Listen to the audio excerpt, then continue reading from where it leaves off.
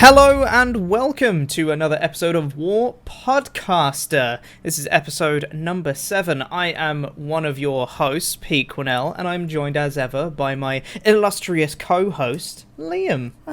Joined is a stretch today. Well, you're here. I am. That's joined. I am here. I'm as here as I can be with right now. Yeah, it's a shame. There's apologies for no episode last week. And if it sounds a little bit different this week, it's because where we're at, in London, we've gone into a slightly more severe lockdown. Bloody Rona and all that, which means we now can't record from the same place, which means we now have to be remote and all that. Yeah. Which is a shame. So hopefully it still sounds okay. But we've taken some measures. I think these are probably... It should still sound all right. Hopefully. It'll sound slightly different. It will sound different, but I think it will still sound okay, at the very least. Yeah, should be alright. Yeah. But, yes, I'm remotely joined by Liam. How are you today, Liam? I'm doing good. I'm doing okay. It's been a fairly busy day of work. And we haven't played D&D again this weekend because of the issues. Yeah. It's really making me sad because of these new lockdown restrictions. Both Liam and me have decided that for both of our campaigns, we're just going to postpone them until... And in both of our campaigns, there's at least one player who has to play via Discord anyway, but we just want to minimize the amount of people that are playing online because we feel like a lot of communication gets lost. There's not as much like bouncing off each other. There's not as much interaction. So like we've just decided to postpone both our campaigns, which means we're not playing D&D like at all. It's making me very sad. Yeah. I mean, we've both had parts in our campaign now where we're both like, I really want to do this bit that's coming up, and we just haven't been able to.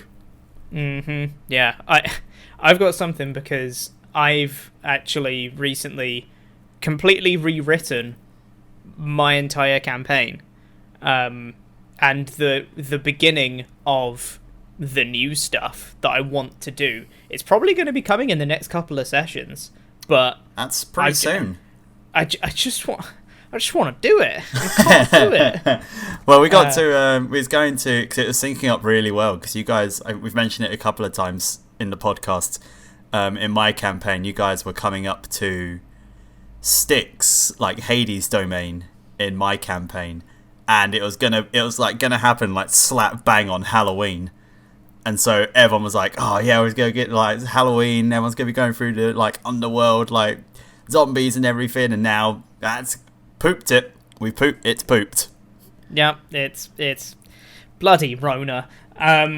But yes, as a quick thing as well, we've both rewritten our campaigns several times. Oh, yeah, that is no sort of like, what's the word I'm looking for? Over exaggeration.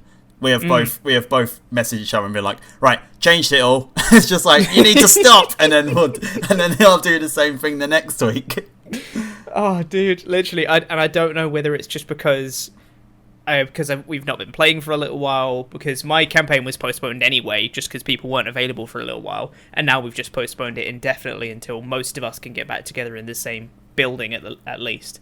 But yeah, I just had this crazy idea, and I was like, that'd be really fun. I mean, that could totally work for my current campaign. Okay, that's happening in my campaign. Let's write it. But I'm quite happy with it. There's been times where like I've rewritten something and I've been like, is that better than what I had before? But this time I rewrote it and I was like, okay, no, this is definitely better than what I had before. This is great. Like what I had before, I'm sure would have been good. Yeah. But this, I feel like, has the potential to be great, and I can't wait to do it properly. I'm very excited. Oh yeah, I'm very excited for your campaign, and I'm very, very excited for my campaign as well. I want us to just play again and like get through the stories, because we both have so much planned.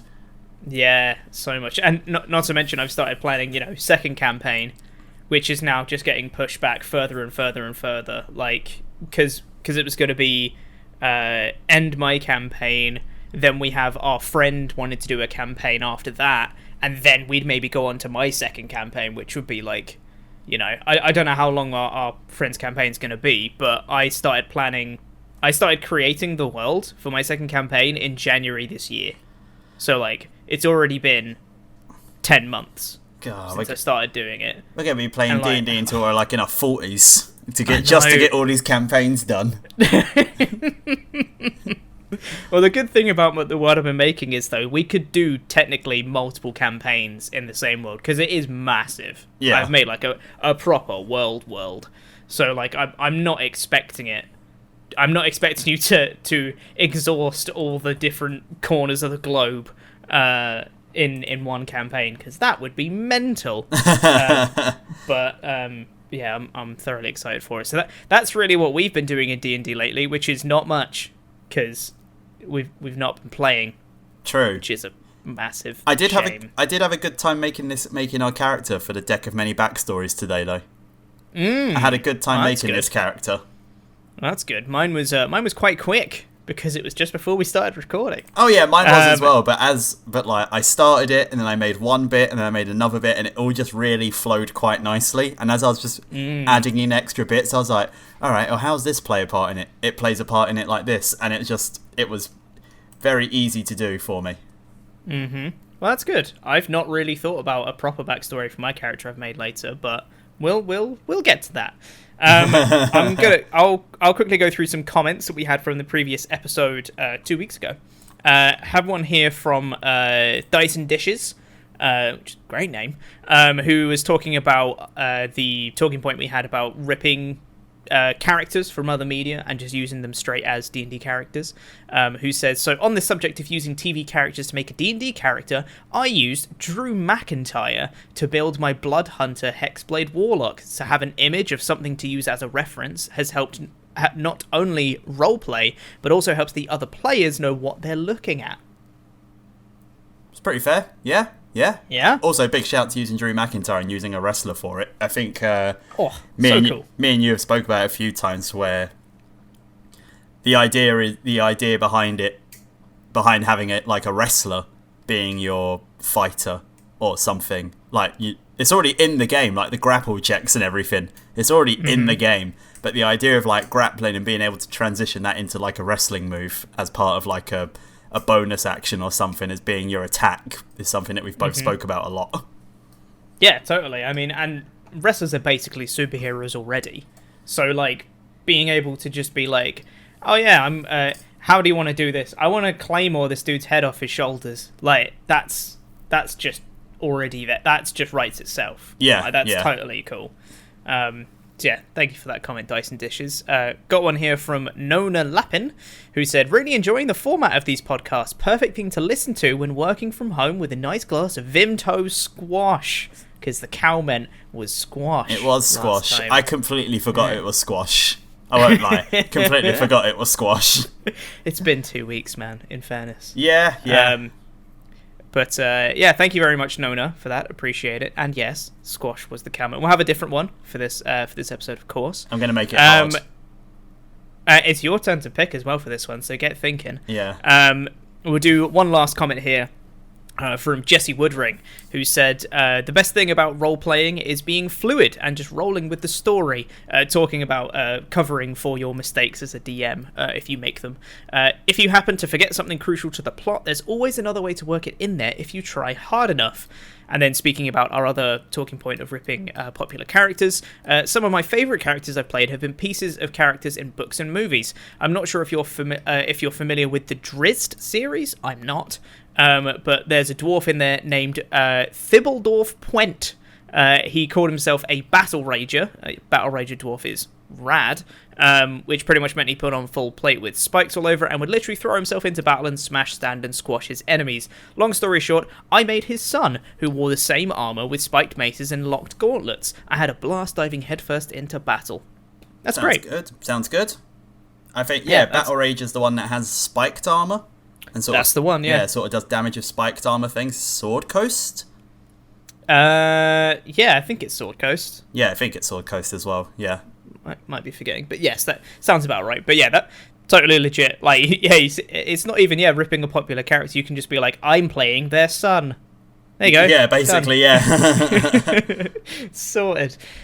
We also got a suggestion from Jesse for a character trait for the deck of many characters, which we'll come on to later, which will be the end segment. But for now, let's get into some talking points, shall we?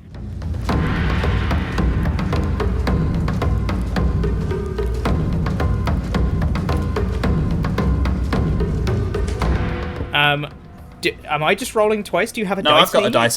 I brought a dice. I came prepared. You did come prepared. Okay, right. Are we going to roll same time? What are we doing, one after the other? How do we want to do this? There's new possibilities for the podcast. I'll roll first this time because you won last time.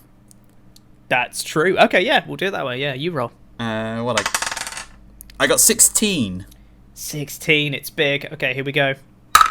4. Oh, that's not great. So it's comes up to a total of 20. So it's your one first? No, how do we do it last time? It's your me one first. It's You me roll first.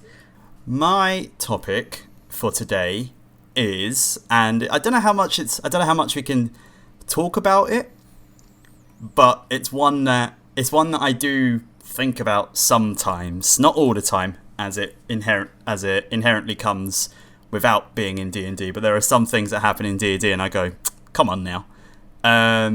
Basically, the topic of realism in D&D. Ooh, man. Okay. What specifically about realism in D&D? So, obviously not complete realism. Like, I'm not requesting everyone to have, like, a job. I'm not requesting everyone to, like, you have to eat 3 meals a day, and they have to tell me that you're eating 3 meals a day. But something along the lines of, if you're fighting a giant, and you grapple the giant, there's no rule saying the giant can't be grappled. Yeah. But, realistically, how are you going to grapple a giant? Yeah, I get you. That's what stuff like that, where there's no rules against certain things, but realistically, how would it work? Yeah. I mean, I guess it comes down to just kind of the interpretation of rules as written versus rules as intended. Because I think, the intention is there to grapple a creature, and the way I look at your example of grappling a giant. The way I look at grappled versus restrained, for example, because grappled is just your movement is 0, it would be like someone, grabbing you by the scruff of the neck, by like just grabbing like your clothes with one hand and just stopping you from moving. They're not stopping you from doing anything like with your weapons or casting a spell or anything like that, but they're just literally stopping you from moving. Whereas restrained is like they've got you in a bear hug. So they're like pinning your arms to your sides or whatever it may be. True. Grappling a giant, no idea how you do that. Like, is there a rule for? Because we don't use grappled very often. But as far as I know, there's no rule for grappled of being like you can't grapple something a certain size, is there? I don't know. I'd have to look that up. I know. Like giants aren't immune to being grappled or anything. They can be grappled. Yes, they can be grappled. I mean, we touched on one of them last time. The water elemental that you mentioned in your encounter. Yes. Knocking the water elemental prone. It specifically says it can't be knocked prone, which is good because it can't. It's water. It'd just be more water. Well, I have just looked actually at Grapple because I had it open on D&D Beyond. Please sponsor us, D&D Beyond. Lovely. Where it says the target of your grapple can be no more than one size larger than you and must be within your reach. So if you're a medium creature, you wouldn't be able to grapple a huge giant, but you could grapple a large creature, which would be something like a giant scorpion.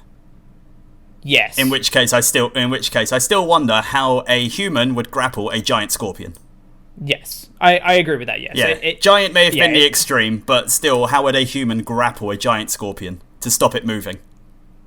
Yeah, just like grab the stinger. Like that's I don't know. Yeah, I don't know either.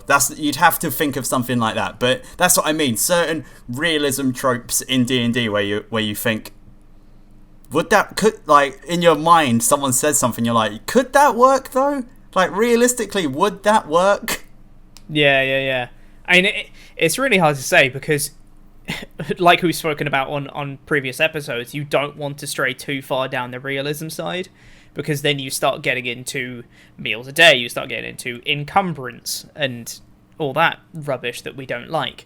But I think there are some times where, you know, there might be a player in your campaign just being like, oh yeah, I want to do this thing, and you go, but can you? But can you do that? Like, you know, for example, like I'm trying to think of an example that might have happened with us, which was, oh yeah, of course, there's quite an infamous one. We were in a battle in your campaign, and the druid in our party wanted to cast a moonbeam.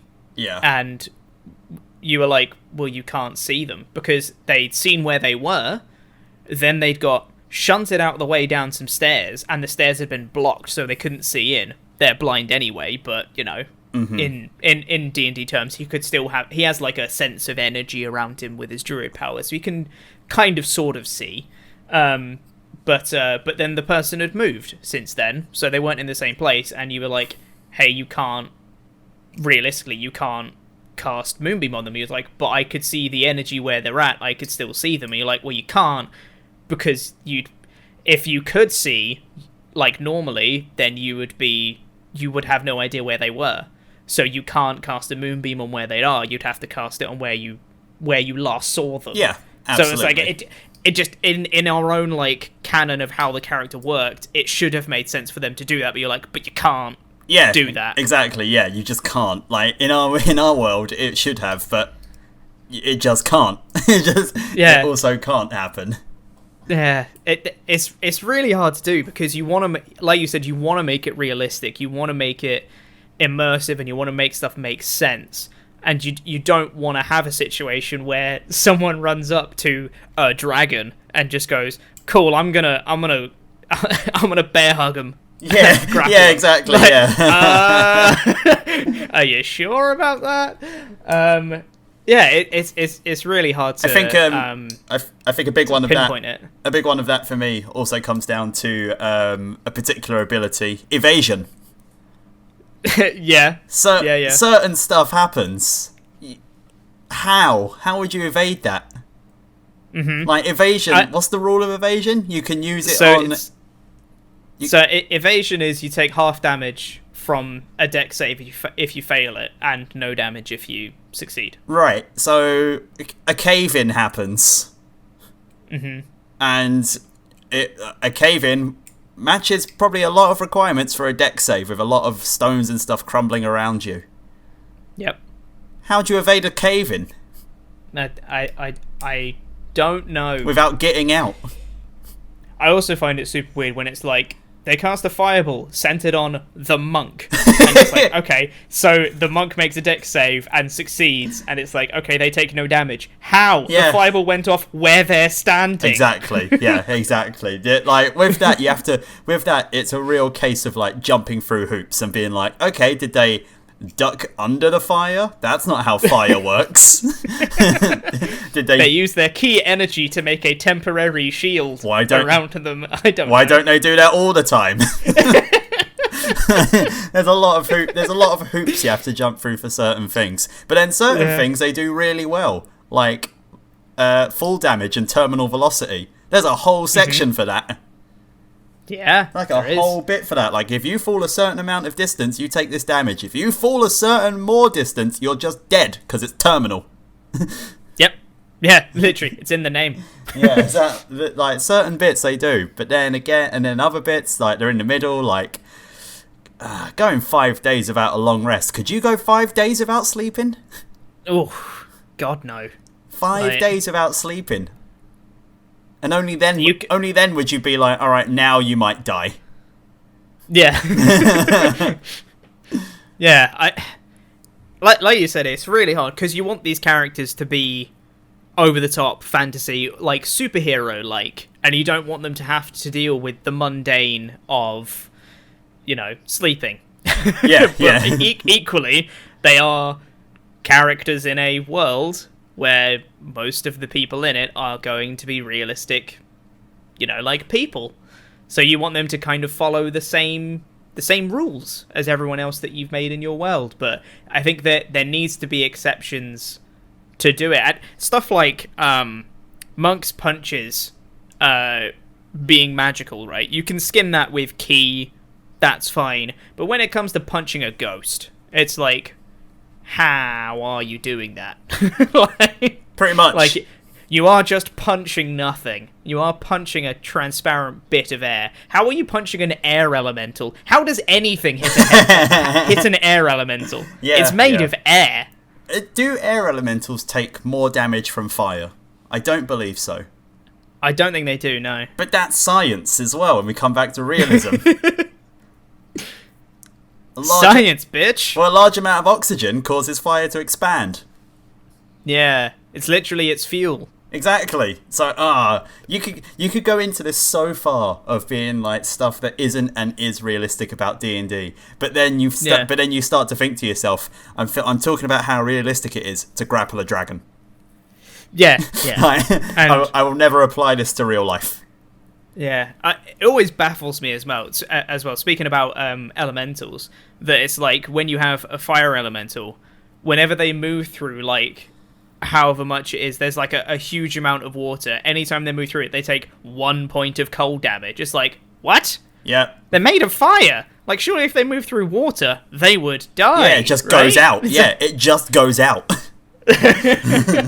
Like, I know there's some sort of life force in there. It's not just fire. There is some sort of actual being inside of that. But, like, still, that's 1 point of cold damage? Like, come on now. I want to bring another point up for it as well. And that's something that I put into my campaign. I know it's something they do in High Rollers as well. And that's an injury table for when someone hits 0 HP.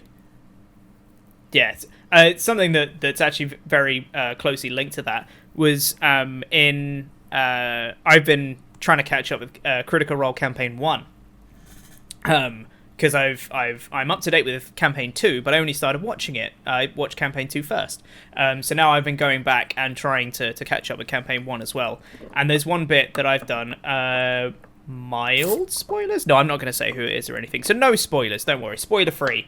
There's a character in a thing that just happened in an episode I watched recently that was basically on the brink of death. Not one of the players, but an NPC that the players liked.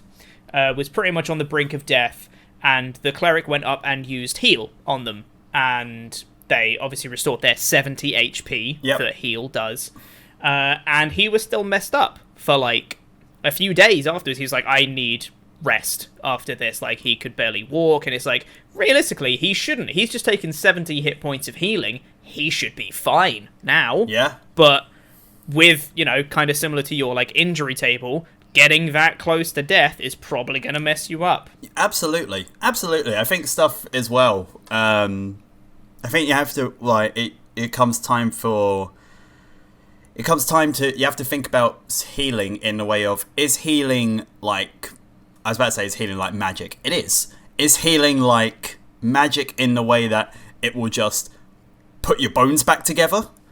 Or is it sort of soulful healing where it just sort of gives you life force to continue?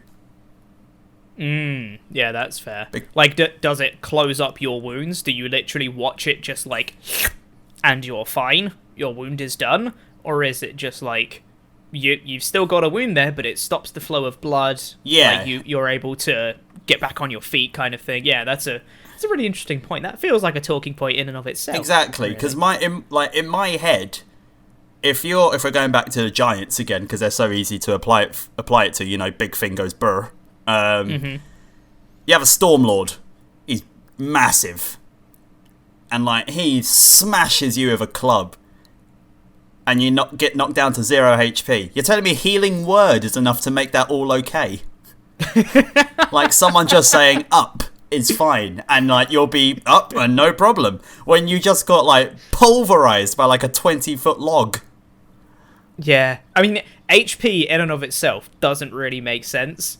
It's like 1 HP, still fine. Still do anything else. Yeah, you can do exactly the same as if you were 120 HP. 1 HP, still fine. Do anything at all. Still move your full movement. Still do anything you want to do on your turn. It's totally fine. One more hit point down though. Nah, unconscious. Yeah, exactly. Yeah, that's what I really like about the I really like that about the injury table. Just for if you do go down to 0, something happens, and it's just like, oh, my computer just went really weird. I'll have to start that point again because all my screens just went black for a second. Very nice. Well, that's why I really like the injury table. It's just like, if you go down, something will happen. Like, if you get clubbed by a storm giant and you get knocked down to 0, there's a good chance you'll like have a broken arm or a broken leg or like fractured ribs or like a concussion or something that's not just cured away by any old like magic healing spell. Because it is literally any healing spell. Oh, totally, yeah. And like I'm with you, and the way I kind of view healing magic in and of itself is more like it can heal cuts, bruises, any sort of like if you've got like a deep cut on you, it could probably like it can stem the flow. You might have a bit of scarring which will heal in time, but you know, it'll patch it up. If you've got something seriously wrong with you, you can't just heal it away. You can't heal just a broken arm. If you've got like a broken bone or something like that, or an internal injury, healing magic probably won't cut it. And I think that kind of covers, because you could do a lot of stuff where you've got, especially for DMs, if you've got an idea for an NPC where it's like, oh yeah, they're this really cool guy. He's only got one arm and he's got an eye patch, and like he's walking on these crutches, but he's so cool because he used to be out at sea and he was a pirate. And then your guy comes up and he goes, I cast regenerate. He's got both arms back. It's like, no, I don't want that. Stop it. Yeah, exactly. Exactly. That's what happens. If someone's got a broken leg, why did someone not just cure wounds the broken leg? Why does anyone ever keep a broken leg in the world of D&D? Just cure wounds it. Yeah. Cure wounds a like level 1 spell. Oh my god, legit. You could literally just be like, okay, you're a cleric. Let's say, you know, not a player character. There's just a cleric who's like maybe level like 6. Let's say they're a very good cleric, right?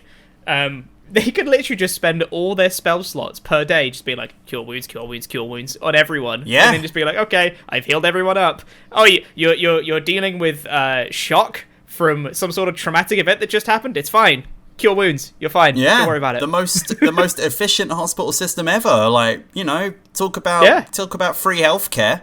Doesn't even cost them a material component. All they do is a little pat and they're fine.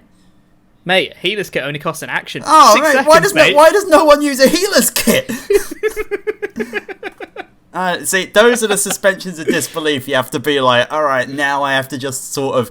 It gets back to the whole thing of magic because magic. Like D&D because D&D. Certain things happen because they happen. Like if that guy has a broken leg, well, no amount of cure wounds is going to cure that broken leg because it's just broken. Yeah, but if you get clubbed by the storm giant and someone cure wounds you, you can probably still carry on. Why not? Sure. Healing word, great spell. It's fine. Can you imagine though, just throwing that on your players, just be like, okay, you get hit with this club from this giant, not even to 0 HP. They just take their first hit from this giant, and you just be like, okay, yeah, well, you got 2 broken legs, got broken ribs, so your movement 0. Sorry, the club's just really big. I mean, realistically, I think you'd have broken bones. So I think they do that in the high rollers way. I think if you take over half your HP in damage in like one turn, and you also get an injury. Yeah, I think that's an optional rule. I think it might be in the DM's guide or something where it's like catastrophic damage. Yes, and you have some sort of lasting effect afterwards. Yeah, I mean, it makes a lot of sense in my head. It does. And like, for sure. In a world of adventurers, if I had a reoccurring villain and they knocked the barbarian down to 0 HP, why wouldn't they chop off his arm? Yeah, totally. Or worse. Yeah. Like yeah, I mean, like, if you know he's, like, You can just try and kill him, sure, but if you know you're not going to kill him, or you know his friend's just going to get him back to life, and you know he uses that great axe that needs 2 hands, chop one of his hands off. Mm-hmm. Just while he's on the ground, just chop one of his hands off. Why would you not do that? Turn him into Jaime Lannister. Just something like that. Is you have to... I think that's what gets me, is at what point do you say, alright, this is a smart villain, but at what point do you say, alright, they're not that smart? Like, at what point do you have to say, they're a smart villain, they have 18 intelligence, and then you have to go like, but are they D&D smart, or are they real world smart? Because real world smart would just chop off their arm. Yeah, real world smart would just be like, I'm completely outnumbered. I'm just gonna run. Yeah, exactly. I'm never gonna take this combat in a million years. Are you crazy? Dean. Why would I even let you get this close? I would have much better security than this. What the hell? Yeah. Come on, I would not have one trap on the cave entrance. Yeah. I'd have like 17 million. I would literally make it impenetrable unless it's me. Yeah, basically. Adventure over. You can't get in, son. Yeah. But yes, there are a lot of crazy things in D&D that you kind of just have to say, it happens. Yeah, it happens, basically, Yeah.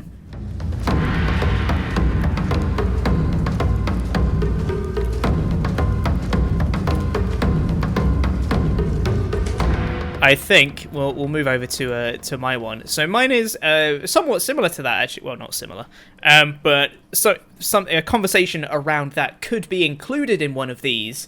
And I'm going real basic here. I'm just talking about a session 0. Okay, that's good. Because I think they're really important to do. And what's interesting is for both of our campaigns, I don't think we've really had a session 0.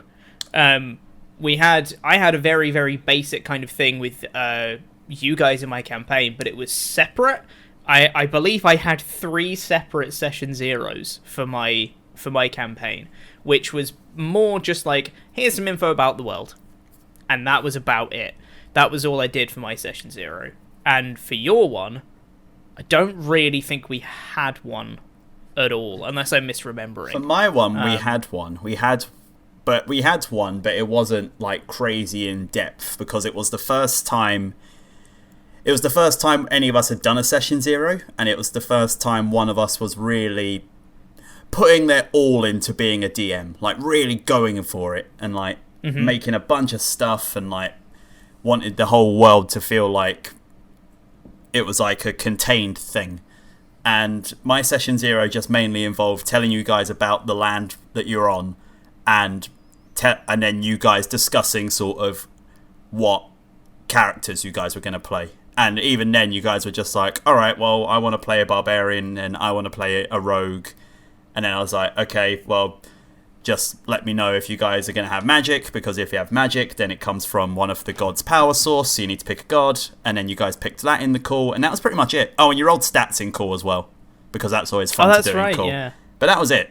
Like, it wasn't too much of a long... We didn't really say, like, all right, well, this is going to be a role-play heavy campaign, and it's going to have a lot of political stuff, and there's going to be talking points, and there's going to be fights, and this is what's going to happen.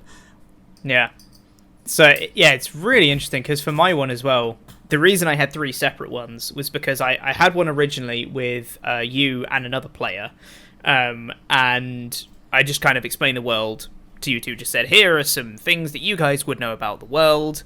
There's a lot of race mixing. They're all quite common. You see them everywhere. There's magic is...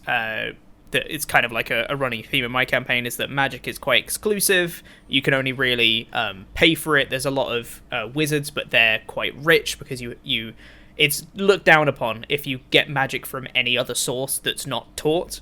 It's kind of like a capitalist scheme. You got to pay for your magic, otherwise it doesn't count, is essentially the way they look at it. So just stuff like that. I gave a bit of info and was like, okay, you guys come back to me with your characters. Bye. Yeah, that was kind of it. And but then they are very important. Yes, they are very important details to give. And then I had a separate one with the other 2 players that were originally in the campaign. And then when one of the players left, I brought in another character, so I gave them a session 0. But then that player came back, so then there was still 5 of you. There was, all sorts of stuff. But in terms of an actual Session Zero itself, I have changed my viewpoints on it loads since then, because I think it should be a proper thing. It should not be a little like, here's some info about the world, make a character, okay, see you later. It should be like the same length as a proper playing session of everyone just sitting down and talking about pretty much everything that's going to come in the campaign of, like, you know, what are people comfortable with, what do people want to get out of the campaign, any kind of, like, guidelines, what boundaries people are comfortable with, just stuff like, you know, what topics should we not include. Like, you know, some people would be totally okay with, like, kind of like a gory type of situation. Like, should I steer clear of, like, gory descriptions of things? Does that, you know, trigger some things for you? Or, like, you know, some people would be interested to explore some of the some more, like, sensitive subjects, and some people will be like, I don't want that in my game, please, that's a bit too real for me. So, you know, having those kind of boundaries established initially is really, really important. And stuff like, even stuff as simple as there's going to be a lot of roleplay, or there's going to be a lot of combat, or it's going to be real political, or it's going to be like, you're good and you have to fight the evil. You know, stuff like that is really good to get out of the gate, so everyone's on the same page. No, you're absolutely right for my second campaign, I've linked you a thing where I've actually just written out an entire document of what I'm going to go through when I do run my Session Zero for my second campaign, and I've actually added loads more to it since I've sent it to you. I mean, I'm not going to send that because it's a big thing for everyone to read, but, like, I think it's so important. It's there. It exists. It's all there, and it's definitely all going to be. It's going to go through. I'm going to go through it all with everyone at the start anyway, and probably send it to them afterwards to be like, here's what we spoke about, so you can reference it again if you want to. Yeah. But, like, house rules, so much stuff it's important to go through, and I think it's pretty important to begin making characters while you're there all together. Obviously, we can't really be in person right now, but, like, if in an ideal world with no Rona, you know, you'd go around, grab some snacks, everyone just kind of chills out, have a big discussion, start making some characters, roll stats together. Like, it should be a big event in the campaign before the campaign starts. That's the way I view it. Yeah, no, you're absolutely right in that. It should be a, like, big absolute event. And it even goes further, it even goes as far, like, further than that, because certain sort of subclasses for classes work better in certain campaigns than others. If you take the rogue again, and if you take the what one is it? No, it's not a rogue. Bard, College of Whispers Bard. They have a lot of class features and subclass features that have to do with talking to people and, like, stealing their information, and then you know their secrets, and then you can pretend to be them. And if you're playing in a campaign that the DM has no intention of being like one where it involves you sort of, like, knowing secrets, or knowing, like, trying to infiltrate, or trying to sort of, like, talk your way through things, that whole subclass is useless. Well, not useless, but it's like you're missing out on the meat and potatoes of that subclass. Whereas if you just picked, like, College of Law and got a few extra spells, then you'd be able to do anything you want. Yeah, exactly right. And just having even stuff like having stuff spelled out, like, hey, your characters might die. It's a really good thing to say that at the start. It is. So people aren't really disappointed when their character dies. You know, it's like having things like, some of the people you're going to face are going to be intelligent. They will try and kill you. If you fall unconscious, they will take that extra attack, and you will fail 2 death saves immediately. Exactly. It's a thing that can happen. It will just be so like death. Yeah, exactly. And there's certain people like run campaigns like that, and certain people make campaigns like that where they call them, I think they call them meat grinders or whatever, where you're encouraged at the start to make, like, 3, 4, 5 characters, because it's like the characters just gonna die. Like, they're going to die. This is a thing, like, this campaign is based off the fact of, it's not just, you know, a tale of heroes. It's like, you know, you're gonna just keep on running at this brick wall until you knock it down. Yeah. Actually sounds kind of fun. Damn, I kind of want to do that. Yeah, I mean, it's a whole thing. People they make like a dungeon that's just a very hard dungeon, and it's just a thing of like, you guys will keep dying in this dungeon, and so just bring like 3, 4, 5 characters that you can just like change to mid-session just in case, so you're not just like not playing for 3 hours. Yeah, exactly. Yeah. And even like more meta stuff, not necessarily about the game, but just about like etiquette at the table. Totally bring that up as well. Like, is it okay for people to be on their phones? Is it alright for people to go for cigarette breaks during it or not? If there's smokers at your table. If like, what happens when a ruling comes up that's unclear at the table? Are you okay to have a discussion about it then, or do you just like carry on with the game and we'll talk about it later? Is it like, how often do you guys want to play? That's the massive one that you guys should bring up in your session zeros, is like, how often are we playing? Do we want to try and play it weekly? Do we want to play it more? Do we want to just play it monthly? Yeah. And we'll have like a really big session once a month, or do we want to have smaller sessions once per week or something like that? Like, ideas about homebrew content, ideas about anything that could possibly be a point of contention in your campaign. Bring it up in the session zero so that there's no arguments during the course of the campaign, because you've already talked about it before the problem's arisen. You're not wrong. You are very far from wrong. You are correct, even. It would be just a very good idea. There's no downside to it, really. There's literally no downside to having a session zero. Yeah, exactly. It's just, it gets everyone on the same page. It makes everyone more aware of what you're doing, and it makes the DM and the players get on the same page. And it gives an opportunity that if you're not on the same page, then you cannot do the campaign before it starts. Yes. Like, if you're a player and you're like, I don't like the sound of this campaign, then you don't have to play in it. If you're a DM and you go, these players don't want to get the same thing out of the campaign that I do, then don't run it for them. Yeah. Like, it's a good opportunity to not waste your time. Exactly. To put in the time beforehand so that you don't waste even more time later. Exactly. You might go into the campaign wanting, or the DM might start a campaign thinking it's going to be a political one, and it's going to involve a lot of chinwag and chatting and getting to know like kings and queens and politicians and whatnot. And then you might just want to, jerry it up. You might want to. You might be looking to burn things.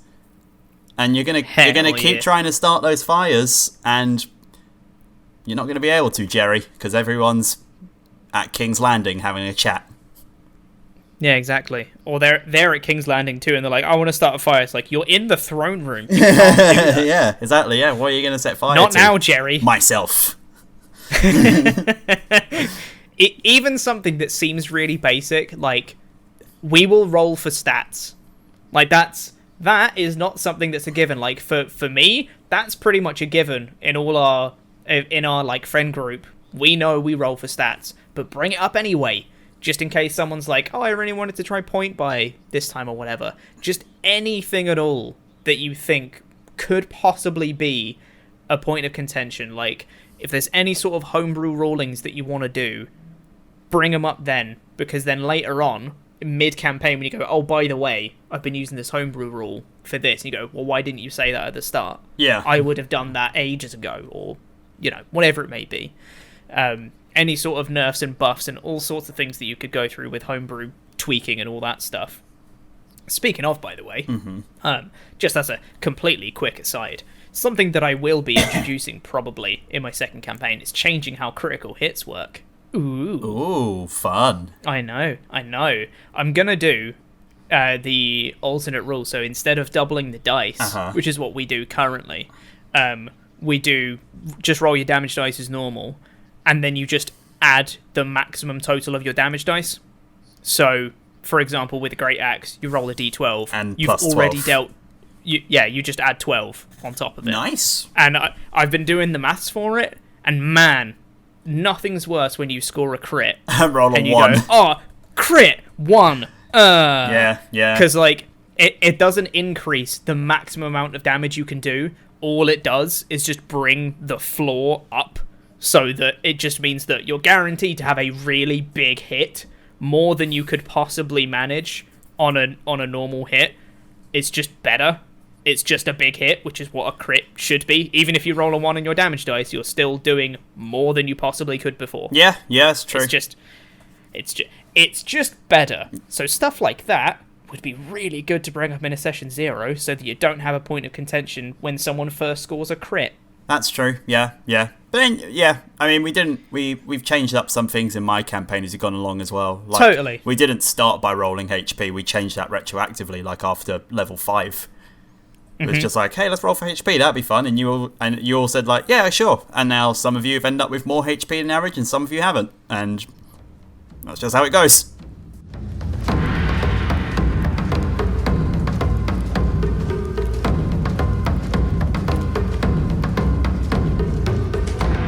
Alright, so I don't think I've got anything else to add to that.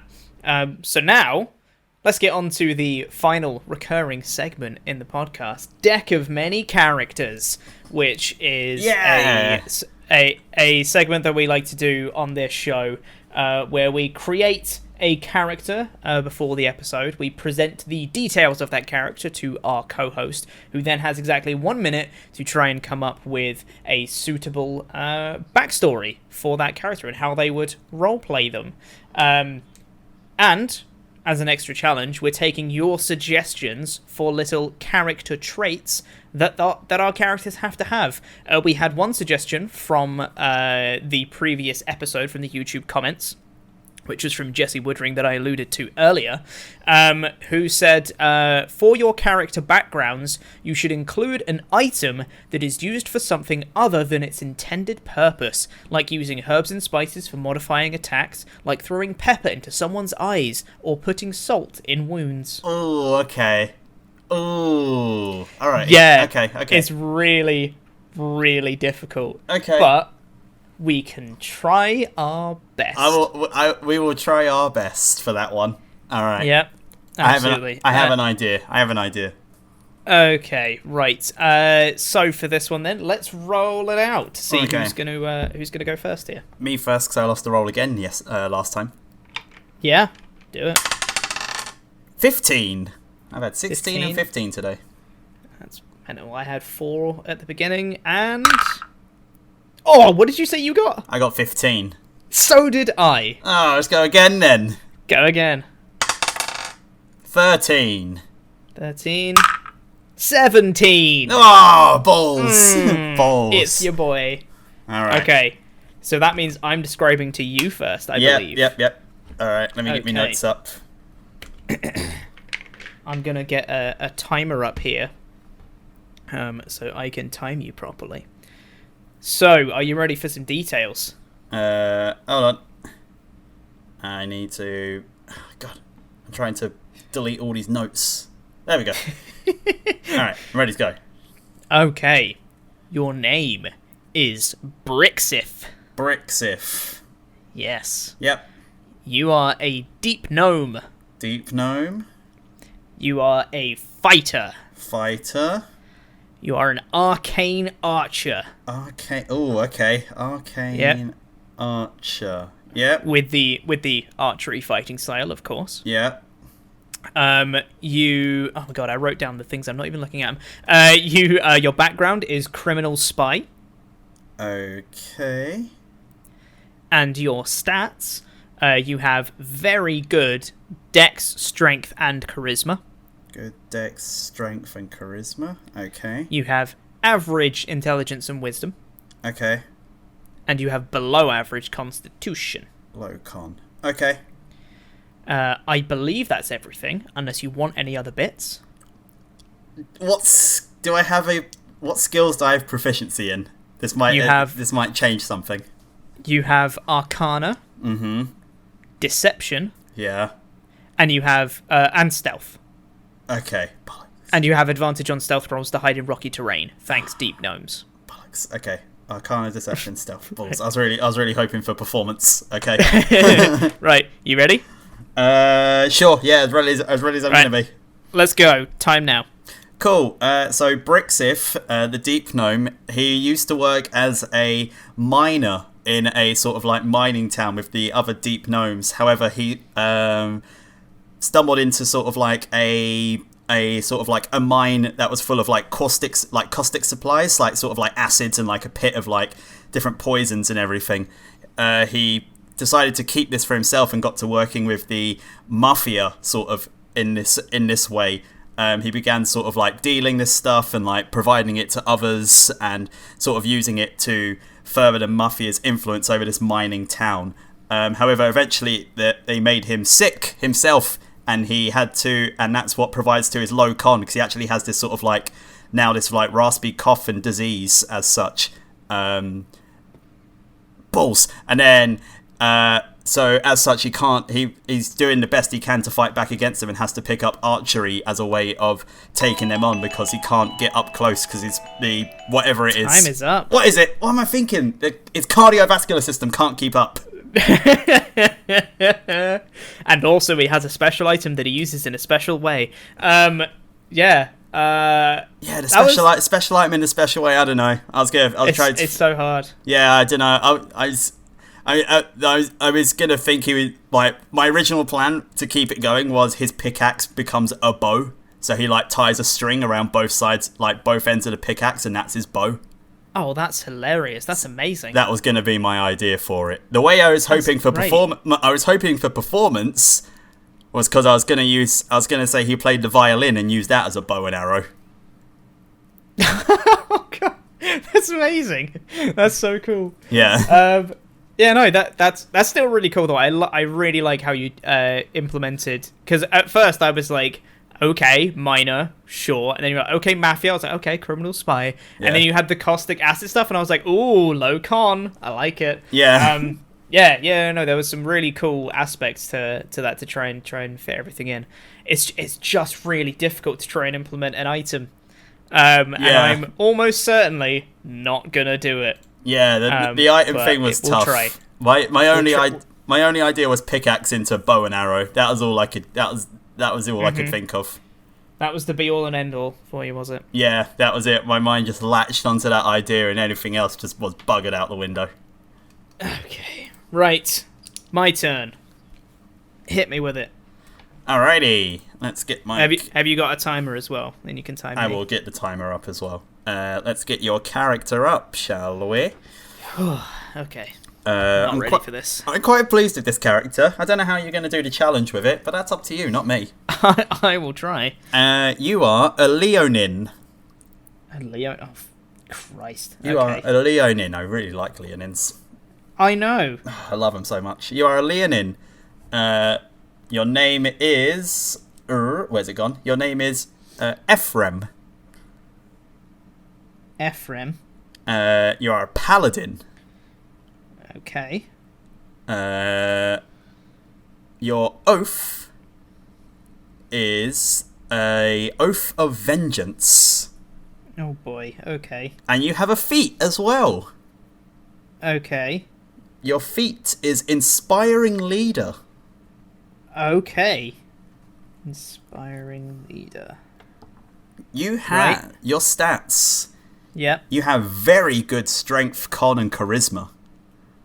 Strength, con, and charisma. You have above average intelligence and wisdom.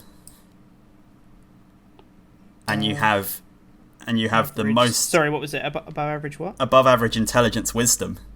Intelligence and wisdom. And you have the most average dex imaginable.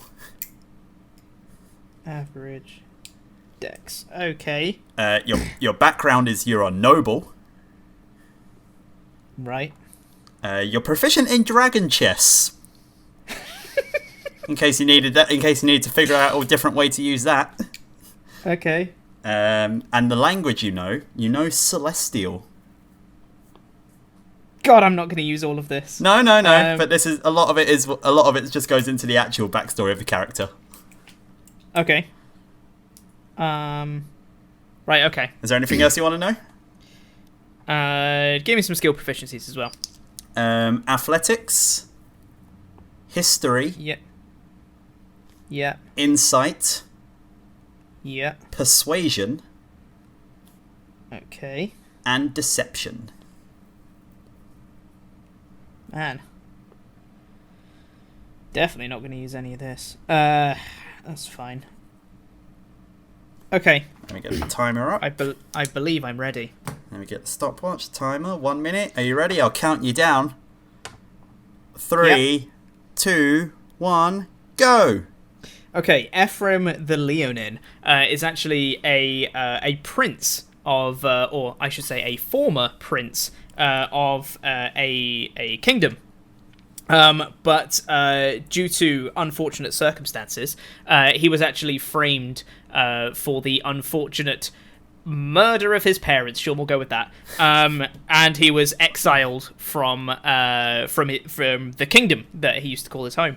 But he set out to try and find the people that actually caused the murder. He went traveling and came upon a temple to a god of some description, and taking them in, he kind of learned how to channel divine energy through himself, and set out on an oath of vengeance to try and find certain people who actually caused the death themselves. He manages to come across some of the people who've taken over the city, who've also been some people who are members of the city who've been banished. Was that time already? Time already.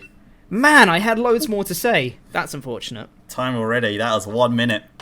That's really annoying. Yeah. I was going to say about how he managed to come across some people who'd also been banished from the city with like new leaders in charge. Loads of people have been banished, and he's able to kind of inspire them to follow him essentially. With his inspiring being, former prince and all that stuff.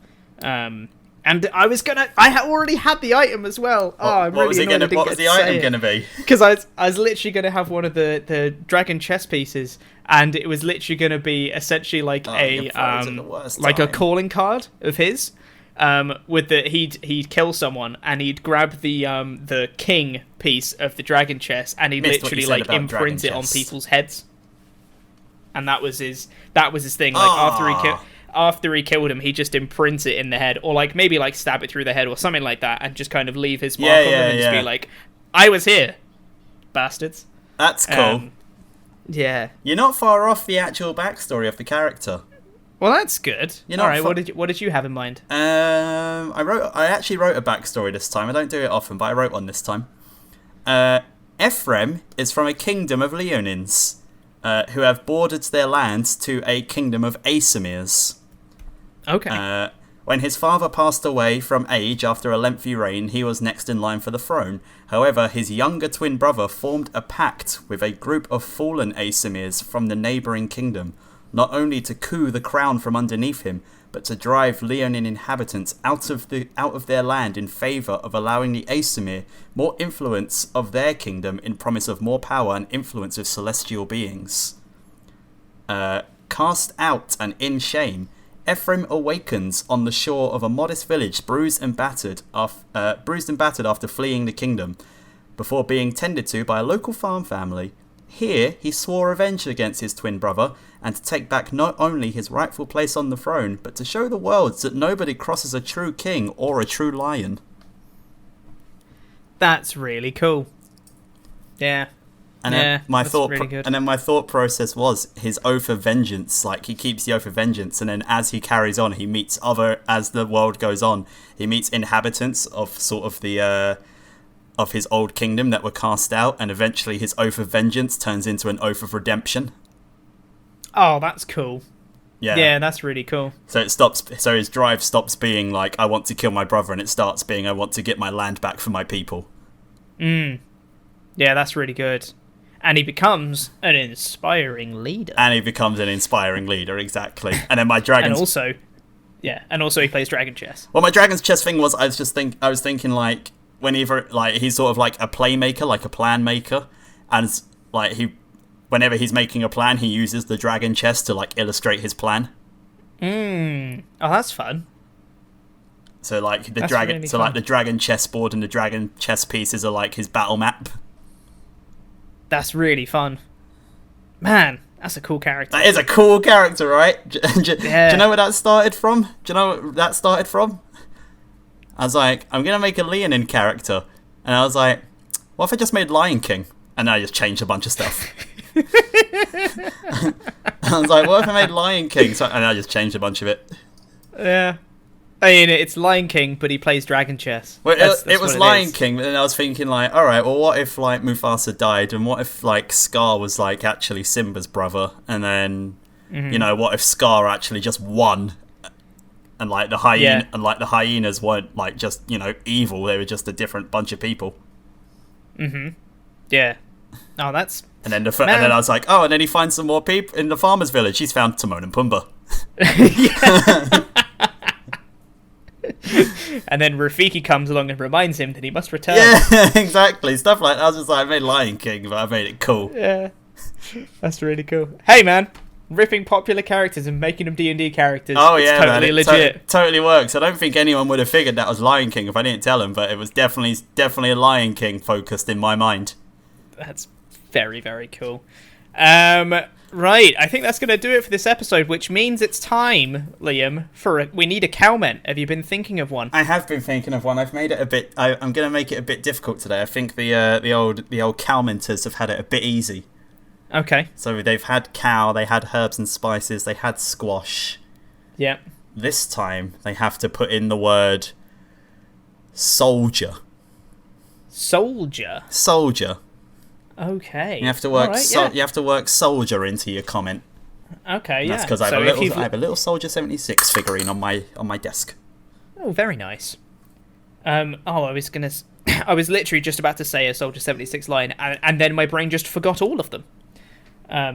So I guess I won't. Hey ho. But if you've listened this far in the episode, thank you very much for listening, and please do leave that comment below in the YouTube comments. If you're listening on podcast version, it's also on YouTube. If you're listening on YouTube, it's also in podcast form. Go and listen to various forms of them. You can find us on social media as well. I'm at Pete Quinnell. Liam is still, I believe, at Unlawful Exile. I am indeed. I won't change it, or will I? Maybe I will one day. Who knows? You're the worst. And also, if you're listening on YouTube, make sure to subscribe as well. I'm going to have some more Warcaster content coming soon. I've been slacking a little bit lately. I've not been in the right mental place for it recently, but I'm hoping that can come back sooner rather than later. So subscribe and enable notifications as well. Would really appreciate it. Thank you very much for listening, everyone. We'll be back, hopefully, next week with another episode. Love you all very much. Goodbye. Bye.